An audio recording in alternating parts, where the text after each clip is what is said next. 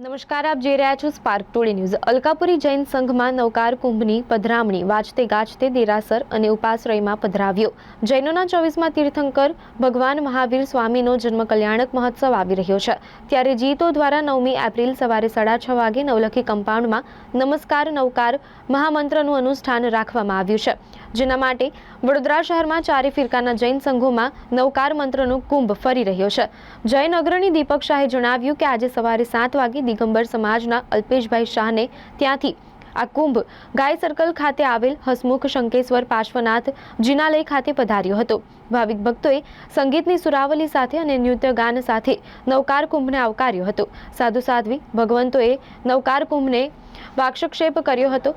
સંઘના ટ્રસ્ટી પ્રશાંતભાઈ શાહ, ધર્મેશભાઈ સહિતના અગ્રણીઓ નાચગાન સાથે વાજતે ગાજતે પધરામણી કરી હતી। વધુમાં પ્રશાંતભાઈએ જણાવ્યું હતું કે આખો દિવસ બધા લોકો આવીને નવકારના જાપ કરી શકશે અને પછી આ કુંભને 9મી તારીખે સવારે 6:30 વાગે નવકાર મંત્ર અનુષ્ઠાનમાં વાજતે ગાજતે લઈ જઈને સ્થાપિત કરવામાં આવશે, એમ જૈન અગ્રણી દીપક શાહે જણાવ્યું હતું।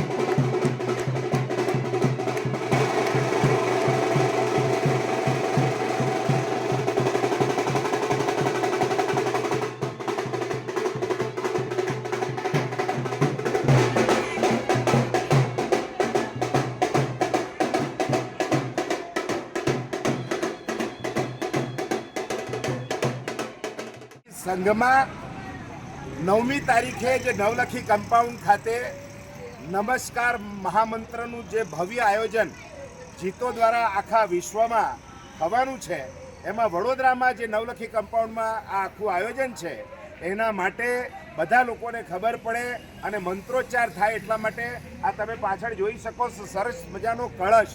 આ કળશ આજે વાજતે ગાજતે અલકાપુરી શ્રી સંઘમાં પધાર્યો છે। આપણી સાથે અલકાપુરી સંઘના ટ્રસ્ટી એવા પ્રશાંતભાઈ છે। આપણે પ્રશાંતભાઈને પૂછીએ આ કળશ શું છે અને આજે અહીંયા શું આખો દિવસ કાર્ય કરવામાં આવશે। આજે આપણે ભવિષ્યમાં આ નવકાર મહામંત્ર કુંભની કાયમી ધોરણે 9 એપ્રિલના રોજ નવકાર મહામંત્ર દિવસ તરીકે ઉજવણી થઈ રહી છે। એની શરૂઆત 2025ના વર્ષથી થઈ રહી છે। આ નવકાર મહામંત્રનો કુંભ આખા બરોડામાં દરેક સંઘોમાં ફરી અને નવકાર મહામંત્રના જાપ આ નવકાર કુંભ ઉપર થયેલા છે। એવો આ મહામંગલકારી કુંભ આજે અલકાપુરી જૈન સંઘમાં વધારેલો છે, તેની આપણે સૌએ જાપ કરી અને સેવા પૂજા કરવાની છે અને આપણે આપણા આત્માનું કલ્યાણ કરી અને મોક્ષ ગતિને પામવાનું છે।